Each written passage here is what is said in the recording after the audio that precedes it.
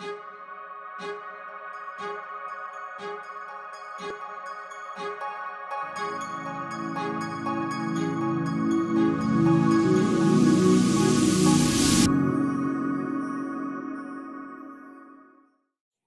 afternoon and welcome to Kitty Talks, the talks that inspire you to create the most amazing passion and purpose-filled life. Today I have with me my very good friend, my dear, dear friend, Runa Magnus. Runa!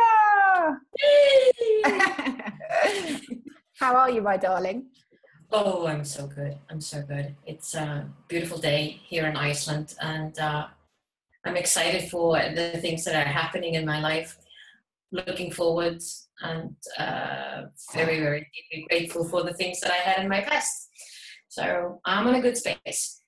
Oh, well, Runa, I'm so happy to have you here today. So thank you so much. Yeah, all the way from Iceland. And for those of you that don't know, Runa is an internationally awarded personal branding speaker, author, and strategist. She is supporting 21st century leaders and their teams by branding their X factor. X factor, Runa, tell me more about this X factor. Everybody got an X factor? You know what? I sincerely believe we all do, in one or another way. And what I'm noticing in my work in the personal development field, helping entrepreneurs in particularly to identify what is that thing that makes them unique, special, and how can they brand themselves to the world, build a brand that people know, they love, they trust. And by doing that, they are building not only just a little coaching business or a little consulting business, they're building an empire. And they're doing it from a place that is from their own source. So it's about, their brand is about them, who they are, about their expertise, about their knowledge, their skills, their attributes, their values, their passion, their story, because all of that is basically their brand. And what I love to do with entrepreneurs in this X factor process is to accumulate everything that they are and find that one thing that makes them unique. And that's what I call their X factors. That if you imagine an X, the letter, and you go into the, yeah, that's where that's it, right in the center there. That's the thing that makes them very unique. And the thing is, and this is another thing that I've also noticed, and it became actually my X factor that I was not aware of that I had, was that I had actually an ability to see other people's X factors. I always thought that was, everyone could see that. And just, I'm no different than anyone else. My skills and the things that is special about me, but it's so natural to me that I didn't pay any attention to it. I said, hey, everyone can do that. And the same thing goes with the people that I'm working with. It's not that, I'm not talking about doing something that is difficult and hard. I'm talking about, hey, look at yourself. What do you already have? Yeah. Right in front of you. Right in front of your tits. That's your famous catchphrase, isn't it, Runa? And it's so in alignment with our message, because obviously, you know, when you're following your passion and purpose, things flow, and you're doing what you love. And of course, that's what you're helping people to really see about themselves. What is their X factor, you know, and really tune into that passion and purpose place. Yeah. Can you give us an example of someone you've worked with, just so we can kind of get more of a feeling for what it is that you do? I would love to give an example, and one example that I would really like to tell you about, and I'm only giving you this example. I want to make sure that everyone knows that if I give an example of anything, I have people's permission to do so. It's very important for me. So I do have this person's permission to do so. A beautiful woman came over to me the other day and was talking to me, and she said to me, she had a problem. Typical entrepreneur. She said, I love my job. And I said, oh, so what do you do? And she said, I'm a funeral director. I said, oh, that's interesting. Wow. Yeah, quite something. She said, I absolutely love it. And I'm like, okay, I'm that's quite interesting, I thought. And I said, what's the problem there? And she said, I have another thing that I really love to do. And I go, okay, so what is that? And she said, I'm a motivational speaker. Good combination. And she said, I'm having real problems. You see, I love to talk, and people seem to love my talks as well, because if I go to one place, I'm booked for the next one. It's just like again and again and again, and just people are coming to me with tears in their eyes after I talk, and I really feel that I'm inspiring them, and I love this path. But when I'm there on stage, for the life of me, I can't say that in the daytime I'm a funeral director. I mean, that just doesn't come together. And as a funeral director, I can't say to people that I'm serving that I'm a motivational speaker. And so it was really a conflict in her brain. She just saw this with two very separate things, and she needed to be hush hush about each other. So as I'm listening to her, and I'm thinking, wow, that's interesting. Immediately, I saw what combined the two, and how she really become a unique one on the market, in the marketplace. As we speak, kind of like I'm at that place. I'm getting edgy. I can see it all. I can't see it. I have to be honest. You're the director. You mean you can't see those two together? And so as I allow her to kind of like get the space that she needed to understand what was going on, we talked for a little while, and then I said, okay, tell me, if you knew who you would be if you would combine the two together, then who would you be?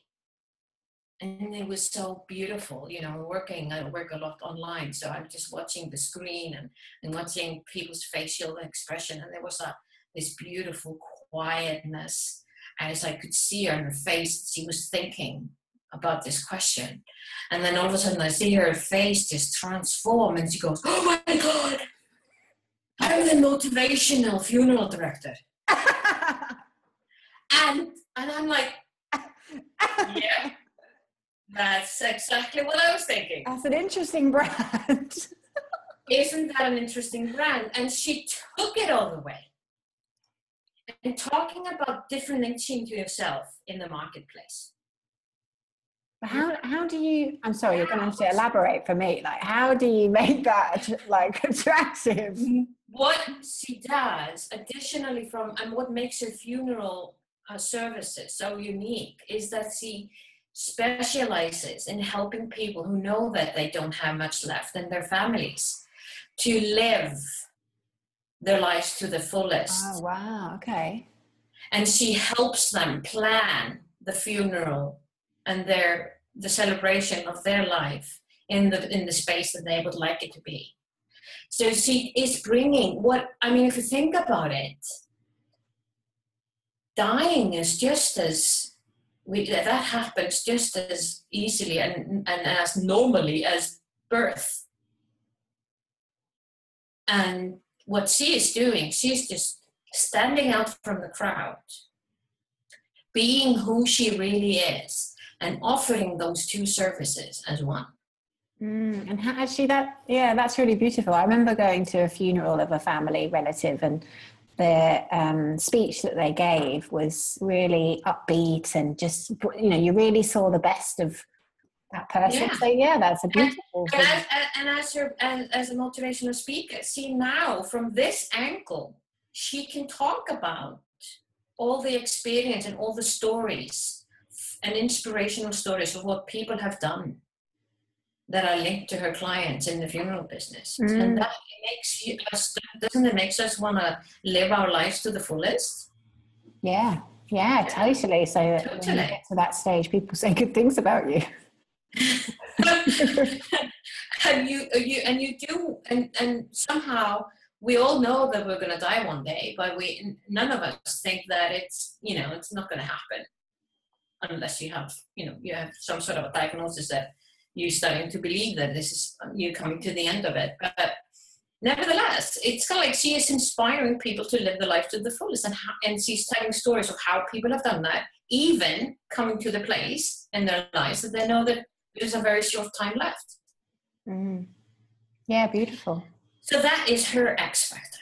Wow. So what would you say, Runa, to people out there listening? You know, they want to follow their passion and purpose. They want to discover their X factor, but they're in that place of, how do I do that? You know, what is it? What makes me different? You know, maybe their self-confidence isn't high enough to set up their own business. Like, what advice would you give to somebody who isn't quite sure what their X factor is? What I've seen in my work with people all over the world. So this is a cross-cultural thing, that when they open up their eyes for their own qualities and accept it and they value it, that's where their confidence actually does grow, because they see they are enough as they are. Mm. And so this work that I do, helping them to identify that, and then what is additional, because my branding thing, my marketing thing is so huge part of my X factor. So I always want to bring that up so that they can not only know what makes them different and what makes them unique and special and all of that, but really how do you then package that and bring it to the marketplace so that you can make good money out of that and make an income and make even, you know, live from that as well. And so that's just another like step in the process. But all of this is just a little journey, and I'm helping them depending on where they are, because we're all different. But I would say, if we take the 4 elements that you need to think about in your X factor, I mean, you need to be clear on, so that you can work on your X factor and brand it them. I would say, and I use it with my hands all the time because of making it a little bit more life. So I tell people to start with the right hand and look at your right hand and think about all the things that you love in life, all the things that you love to do, the things that makes you just fills your heart. So you think about that and you want to keep it there. And then you go into your elbow and you think about your knowledge, your skills, your attributes, all of that, and you put it in there. And then you take your left arm and you put it in your hump, you put the purpose, the things that you really, really stand for in life. And you look at that and you bring that together, and finally you take your left elbow, and that's where your values are. That thing that is like your guiding post, like your compass in life. So when you have those 4 things together and you pull it together, forming an X. Interesting. That's where you are, basically. That's where the middle piece comes together. Right. And I normally point out where it actually is. It's right in front of you. Yeah, of course. And so if people want to find out a bit more about this, I presume there's information on your website that they can have a look at. And they can have a look at, and they can download. One of the 3 things that I have on my website, Runamagnus.com, is a little self-assessment test where they can figure out how well do they know their X factor today. And so that's a little test that they can just download the sheet and maybe we could put that in our show notes, and then people can get access to that. But that's fantastic. But so the other thing that we love to do at Kitty Talks is, you know, now you speak all over the world. You know, you're European awarded, you're a personal branding expert, and really known in your space. But you didn't start there, because we don't all do that. You know, don't just pop out like that. Nope. Nope. So it's a lot of hard work, but I'd love for you to share the story around how you discovered your X factor and how you tuned into what your passion and purpose was. And, were there any synchronicities that got you there? Quite often, we go down before we go up. But what was it that led you to where you are today, really? It's always really interesting for our listeners.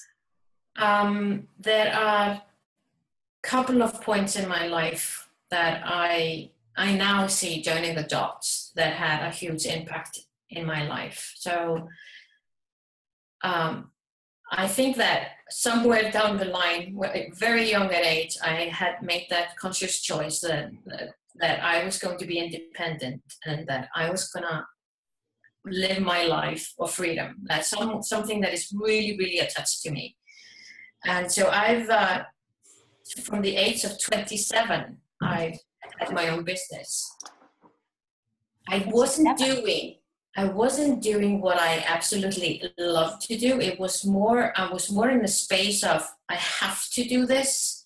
I'm going to make this successful. I'm going to love it no matter what. I was more in that space. Right. And so it was, it's like proving myself. And you can probably feel the energy when I'm saying this. It's like, bam, bam, bam. And I am this type of a person in many ways. Fast forward thinking and, like a snowplow, just go boom, through it. But that type of, it worked for me up to a certain point. And then everything collapsed.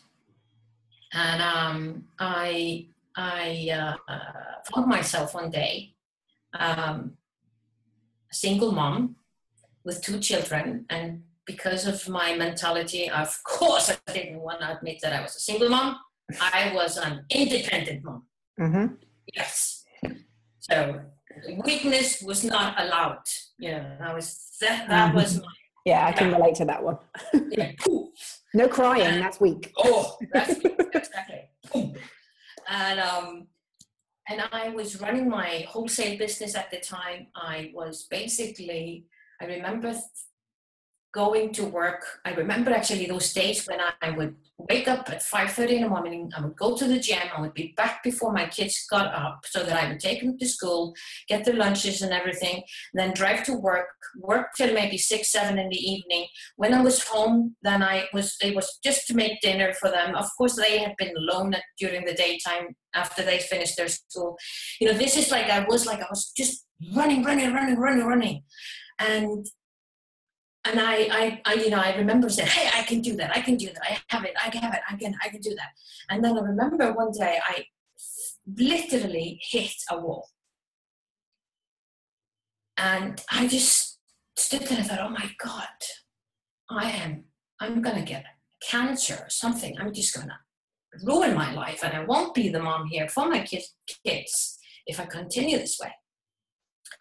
And that's when I really started to think about, who am I really, and what do I really want?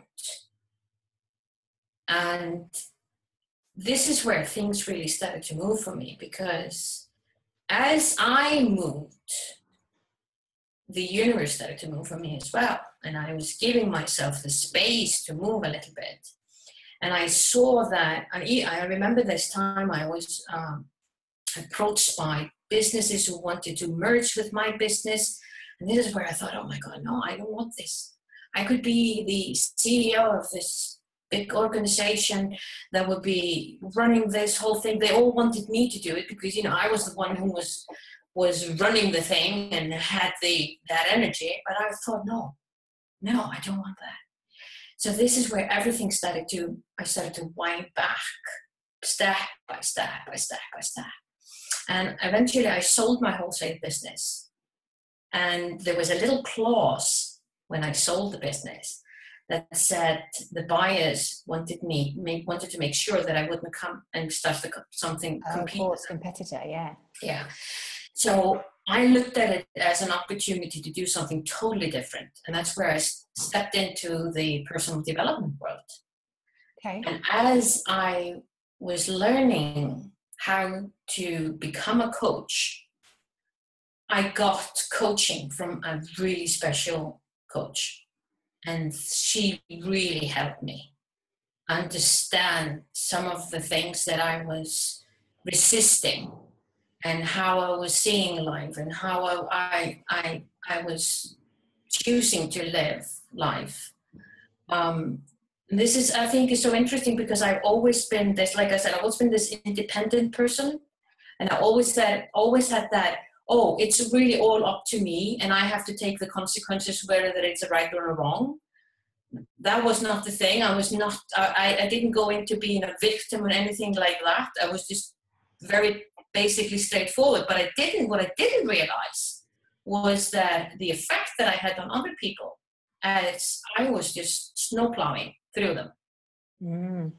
And that was a big aha moment. I'm still learning around that fact. But this part there, where I started to get coaching as I was learning to become a coach, was the phase that all of a sudden I just kind of like, I saw the world as a different thing. And that's where I started, slowly I started going more and more into the branding field.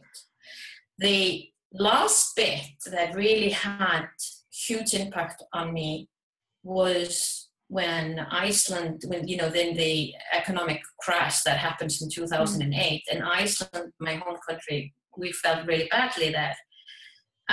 Witnessing that and then being part of a grassroots organization that decided to put together a day where we as a nation would work on our nation's values and work on our future vision as a nation, and seeing the impact that it had on a group of 1,500 people in one room working on this together, and had a huge impact on me. And how we, as a small nation, managed to turn the economy by collectively working together on that, gave me the tools that I'm now using with my clients. So rebranding Iceland, that was the beginning of rebranding Iceland. Right. That's what we needed to do. And now that's basically the same tools that I'm using with my clients today. Mm. And how did you know you were on the right path? So once you started to shift and you started to do some coaching with somebody else, and what would you say to somebody? Because I think maybe people are out there listening thinking, well, I want a coach, but I can't afford one. What would you say to that? I think you can always find a coach that you can afford. So I think if you say, I would like a coach, but I can't afford one, go and contact one of those training companies that are training coaches. And I'm sure there are coaches in there who would like to use you as a guinea pig. And you maybe pay for the coaching session, or you pay maybe a cup of coffee or whatever. If you can't afford a cup of coffee, then you really should think about your things. There's always somewhere we can start, isn't there? There is always a way that you can start. There's Yeah. always a way. So I think you have to maybe look outside of what will be the norm, or what you think is the normal way of getting a coach, and find your way. Yeah. And I think these days now with podcasts and, there's so much free information out there for people, isn't it? Find something that you're interested in and download a free podcast. And that's a great kind of stepping. Oh, yeah. Absolutely. Yeah. But how do you know if this is the right thing? Your question is really, really good. It's like you just go into a flow. I often see this as I'm some little thing in a river. I could be a little stone, a pebble, or a wood, or whatever. I'm seeing myself. There's something that I'm floating down a river, and I'm effortlessly floating down a river. If you look at a little piece of wood that is floating down a river stream, the wood doesn't do anything. It just floats down the river as the river is going. And that is kind of like the feeling that I feel when I'm really in my flow. And here's the thing, as I go down the river, there might be a big rock somewhere in the river, or stone or something that is blocking the flow. And you could go and hit that rock for a moment or two, and you feel like you're stuck. And then as you figure out how you're going to get around that stone, once you figure it out, you go boom, back into the flow. And I think it's a little bit like that. Lovely analogy. So the river of life is in, when you're in flow, you just flow through things. Yeah. So it's just how you feel, is it? Would you say that's? Yeah, that's how you feel, because I know the feeling of standing in the river, determined to walk upwards towards the flow. And that's really, really hard. Because if you ever gone fishing, I do fly fishing, and when I'm in in my gear in the middle of the river, and I'm not that tall, so it's fairly easy to go up my waist. But if I'm there in the river and I'm gonna walk, not with the flow, but against the flow, that's difficult. I heard it described once as, in any given moment or any given time, you should do what lights you up. Like literally, if it is, for example, you want to take your dog off for a walk on the beach, whatever it is that excites you the most in that moment is what you should do, because you just don't know who you're going to be meeting on your dog walk that might change your life. And I've had instances myself where I've thought, you know what, I really just want to have a cup of tea with a friend of mine, and something comes out of that conversation that you wouldn't necessarily have done if you'd have ignored that feeling. But that's when you're in the flow, when you're open for the possibilities. But when you're so full of yourself, which happens, I don't know about you, but it happens to me regularly, that I'm way too full in my own thoughts and listening to that little voice in my head that I'm constantly trying to tame. But I think that's what we all fall into. But then when that happens, being able to say, hey, now I'm listening to that voice, and I'm gonna switch over to the flow. This is a good time to go out and take the dogs for a walk, or whatever. Yeah. Whatever gives you that feeling of being in the flow. Yeah, absolutely. So you trained to be a coach, and then your journey is such that you built a coaching practice. Is that how it worked? I did that in the beginning, but what I wanted to do, because one of the things that as an entrepreneur, one of the things that I'm really, really passionate about is gender equality. And so I started up a website that was a networking site for women entrepreneurs, a global one, where I basically wanted to have a platform, wanted to give women a platform to connect online. Kitty, to be honest, I think I was probably like 10 years ahead of time on that one. Because Facebook was hardly ever even started. And although women, I think we had women from 75 or 6 countries signing up on the site. They had no clue how to use it. And they had no clue how to connect with other women. They were all in that, I only have this small business here or there, and I'm, who am I? All of that. So seeing that they wanted to connect, but they just didn't know how to do it. And they were unsure how to promote themselves and all of that. That really was one of the stepping stones that led me to branding. Right. Oh, I see. So that was always so natural to me. The branding part and the marketing part has always been so natural to me that I thought, okay, I'll help you with that one. And so this is all, and I'm back to, you see the same thing when you look at your life, the stepping stone, the stones. Yeah. One thing leads to the next, to the next, to the next. Yeah. Okay, so you saw the need that these women had to find a way to present themselves and actually to understand what it was their gift was to the world, and then you kind of developed your stuff. Yeah. Okay, so it came to you rather than, it became apparent almost. Yeah. Fantastic. So I think it's being conscious, isn't it? It's being conscious of the little signs. It's being conscious of how we feel. Yeah. What is it that we're you know, at any one moment we're feeling about the next thing that we're doing, and actually what is it that we're enjoying. That awareness. Yes. That awareness, to be aware of our reactions, our thoughts. Don't take ourselves too seriously. I think that's a huge thing, because and then I'm talking about the whole thing about, you know, don't take your thoughts too seriously. They're just thoughts.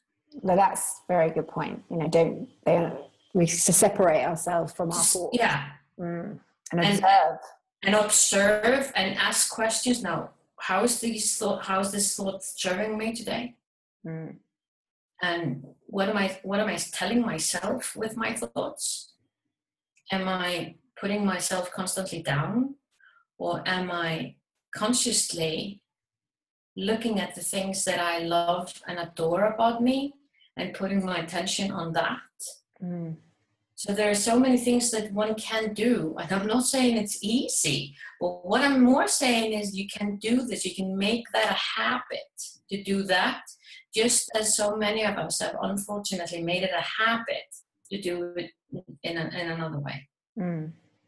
Yeah, absolutely. So just taking that time to step back and kind of really see and observe what it is that's messing us up.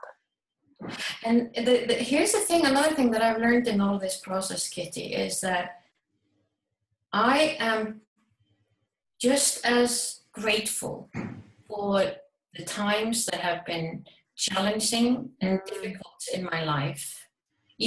Sometimes even more grateful for those times, because if I did not have had those times, I would not know what it feels like to be out of them. And be in the flow. So if everything was all fine and dandy, I wouldn't know what is fine and dandy, would I? No. And actually, like you said, you know, perceived bad things usually shift into the best things. Yeah. Because it's so good to be in the space of thinking, oh wow, now I use the word, I hope it's okay to say it, Kitty Talks, I use the word, I'm screwed, I'm really screwed. But when I say I'm screwed, I'm really screwed, and I'm just noticing just recently that I shouldn't be saying that to myself. I might be, no, exactly. But nevertheless, I have used that terminology, I need to switch that. But what I mean myself at the time is, I am now in that like an eye of a storm, where I know that something exciting is about to happen. I'm stepping into something, and so that just gives it a bit of a different perspective, doesn't it? Yeah, because you, instead of going, I'm so this is awful, you know, and I'm just going to go deeper and deeper and deeper and go, my God, I really screwed up this time. I really, you know, this is going to be a challenging thing. And then, wow, what is that going to give me? And even that question, what do I want it to give me? And the very best question that I always ask myself and I've done that for probably 8-10 years now, is that I'm asking myself, what is the gift in that moment? And there is always a gift, actually. It's just whether we can see it or not. Ranges gifts, yes. Yeah, absolutely. Yeah, I think that's really important, because, you know, we all go through tough times, or perceived tough times. But I think, you know, if we believe that life happens for us, not to us, and you actually take that power back.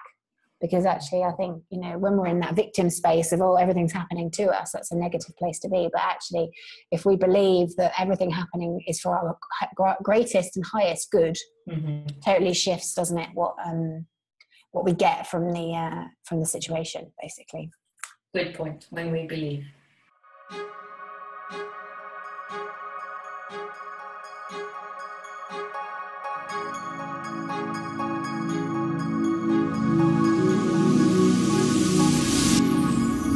Thank you so much for listening to Kitty Talks. Be sure to head over to our kittytalks.com website become a member of our exclusive club, and you'll get free interviews and access to our private Facebook group, exclusive webinars and secret success interviews. See you there.